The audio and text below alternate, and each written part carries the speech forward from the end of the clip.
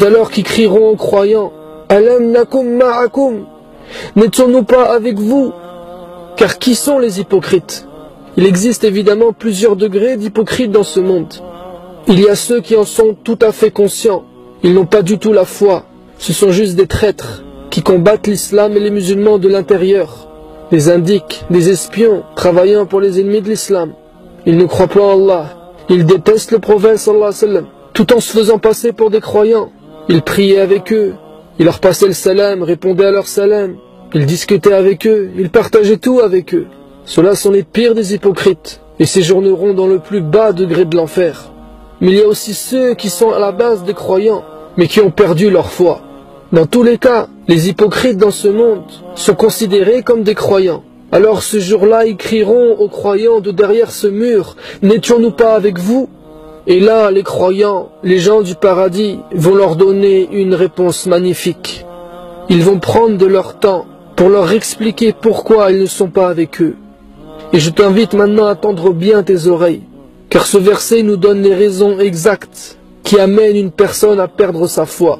Et tu vas voir avec moi que ce n'est pas quelque chose qui se fait en 2 secondes, mais que c'est un processus qui s'étale sur le temps. Et ce processus est parfaitement décrit dans le verset 14. Les croyants leur répondent, Bala, bien sûr vous étiez avec nous. Walakinnakum fatantum anfusakum. Mais vous vous êtes laissé tenter. Vous vous êtes laissé entraîner dans la fitna. C'est-à-dire vous avez mis votre foi à l'épreuve.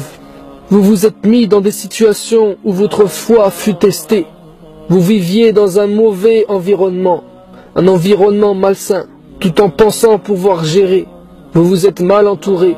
Vous aviez de mauvaises fréquentations, tout en prétendant ne pas être comme eux. Vous pensiez être mieux qu'eux, même pouvoir les aider. Vous vous êtes mis dans des situations délicates, en supposant qu'elles n'auraient pas d'effet sur vous. Pourtant, ça a eu un impact sur votre cœur. Ça a affecté votre foi. Des choses qu'un croyant est supposé trouver très graves sont devenues normales à vos yeux. Le mal s'est banalisé et vous en êtes devenu insensible. Vous vous êtes laissé tenter.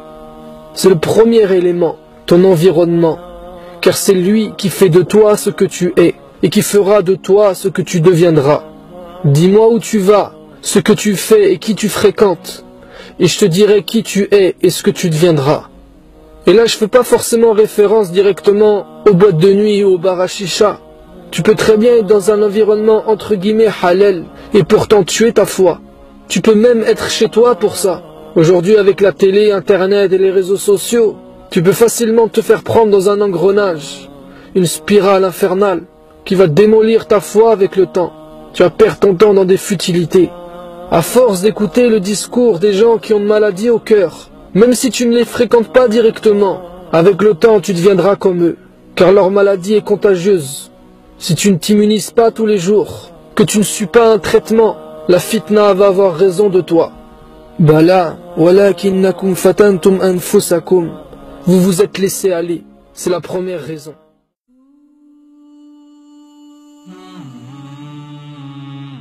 Oh